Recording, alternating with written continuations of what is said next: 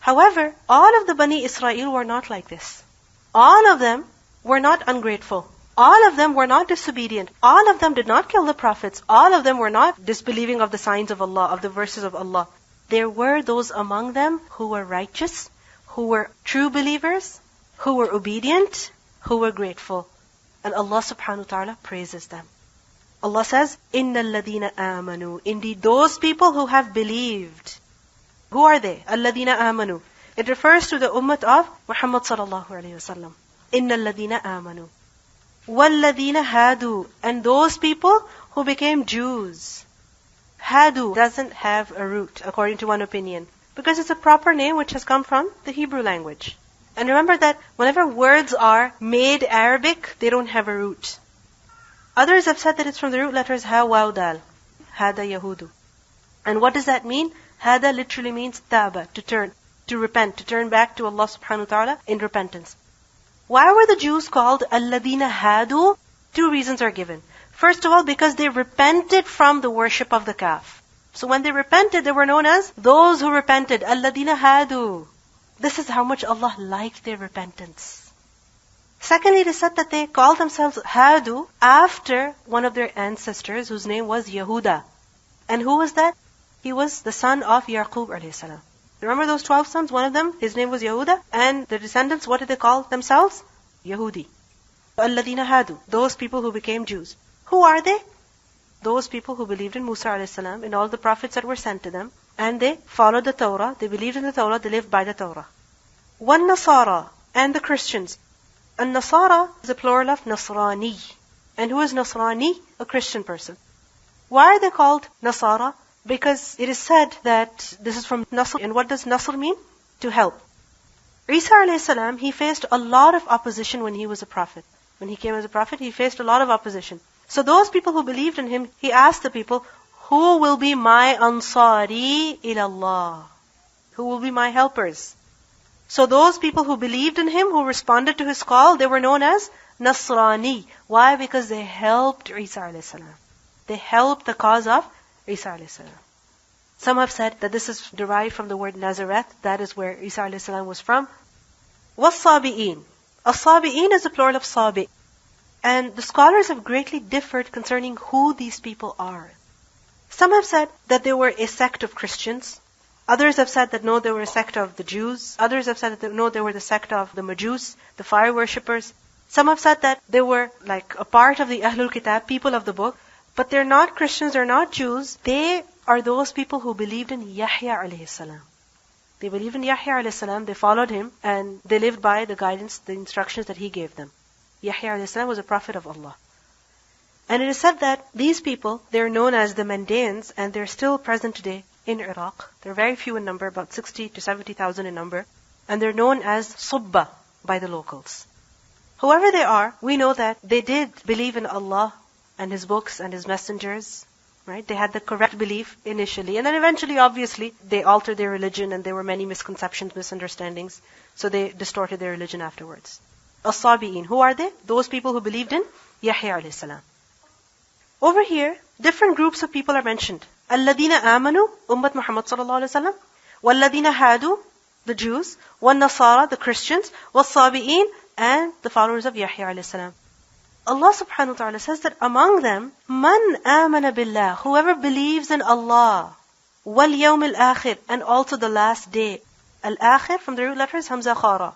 Whoever amongst them believes in Allah and the last day, meaning the hereafter, and not just believe, but also, wa'amila, and he performed, salihan, righteous, meaning he also performed righteous deeds. He believes in Allah and the last day, and secondly, he also performs the righteous deeds. Then such people, فَلَهُمْ أَجْرُهُمْ, for them is their reward. أَجْرُهُمْ, Hamza Jim Ra, Ajr, reward. For them is their reward, عِنْدَ رَبِّهِمْ, with their Lord, وَلَا خَوْفٌ عَلَيْهِمْ وَلَا هُمْ يَحْزَنُونَ, and they will have no fear on them, nor will they grieve. خَوْف, خَا واو فا, يَحْزَنُونَ, حَ زَي نُون. What is khawf? Khawf is fear about future. Something that a person may suffer in the future. A blessing that a person may lose in the future. And yahzanun, huzn, is about the past. Why did I do that? What was I thinking? I wish such and such had not happened. I wish such happened instead. Fear, grief. These people, Allah says, they will have no fear, they will have no grief. This ayah is a verse that is greatly misunderstood by people.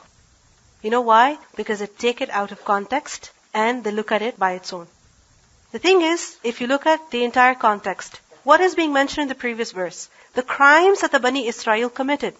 And that they incurred the wrath of Allah, the punishment of Allah, humiliation, disgrace, poverty was struck on them because of their crimes. But Allah subhanahu wa ta'ala says in this verse that all of the Bani Israel were not like that. There were those among them who were righteous, who were believing, who were obedient. And those who are obedient, Allah subhanahu wa ta'ala will give them their reward. And they will have no fear, no regret in the hereafter. This verse is not telling us that in order to be successful in the hereafter, all you need to do is believe in Allah and the last day. No. Is that what is necessary if you want to be successful in the hereafter? Is belief in the angels not necessary? Belief in the prophets of Allah? Of course, if you believe in Allah, you will believe in whatever He has told you, whatever He has commanded you, whichever messenger He has sent. This verse does not mean that any Jew, any Christian, even today, whether or not they believe in the Prophet ﷺ, they're fine. No. We have read earlier, the Bani Israel were told that believe in the Prophet ﷺ, believe in the Qur'an. So we cannot take this verse by itself and ignore the rest of the verses. This verse means success is not dependent on what group you belong to. No, success in the hereafter depends on what? Your belief and your actions. Allah subhanahu wa ta'ala does not generalize that just because this person is Muslim, Jannah. Just because this person is this, hellfire. No. It comes down to every single individual. Similarly, just because the majority of the Bani Israel were criminals doesn't mean that those who are righteous among them will not be rewarded. No, Allah will give them their reward. They will have no fear, no grief in the hereafter. This is the meaning of this verse. فَلَا خَوْفٌ عَلَيْهِمْ وَلَا هُمْ يَحْزَنُونَ. And this shows us about the justice of Allah subhanahu wa ta'ala. How just Allah is. What do we typically do? We generalize. That just because a person is from a particular group, whatever opinion we have about them, whatever belief we have about them, this is what we say concerning that person. We stereotype people and groups. But this is incorrect. Allah says in the Qur'an that أَنِّي لَا أُضِيعُ عَمَلَ عَامِلٍ مِّنْكُمْ مِنْ ذَكَرٍ أَوْ أُنْثَى. Allah does not waste the reward of any person, whether male or female. Every single person, whoever believes, whoever does righteous, he will be rewarded. Another important thing that we see in this verse is that a person who believes and does righteous deeds, what's the reward? لَا خَوْفٌ عَلَيْهِمْ وَلَا هُمْ يَحْزَنُونَ. Whenever you think of death, are you afraid? Be honest. What fear do you have? Why are you afraid? What is it that scares you about the hereafter? That I'll be questioned about my actions. I'll be questioned about what I said. I'll be questioned about what I did with the blessings that Allah gave me. What answers do I have? Whenever we think about the hereafter, we feel unprepared.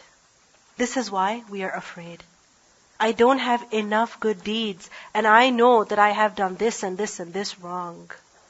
I've made these mistakes, and I haven't done such and such, which I know I should be doing. This is what? Khawf. Who can come out of this khawf? The person who believes and amila salihan. Like for example, if a person is walking into the examination hall, he's afraid, he's terrified. Why? He hasn't prepared enough. He hasn't prepared properly. And there's another person who walks in, he is nervous. However, he's somewhat confident. Why? Because he has prepared. So who becomes free of khawf? Man amana billahi wal yawm al-akhir wa amila saliha. We just worry and we don't do anything until that worry goes away and we start enjoying our world. No, we need to do something. Similarly, when you think about death, you think about the mistakes that you've made, meaning the regrets that you have. I wish I had not done something. I wish, such and such had happened instead. Who can come out of this huzn? The one who does something good. For example, if a person has done something bad in the past, follow it up with good actions. So the one who does good deeds, Allah subhanahu wa ta'ala blesses him with no fear and no grief.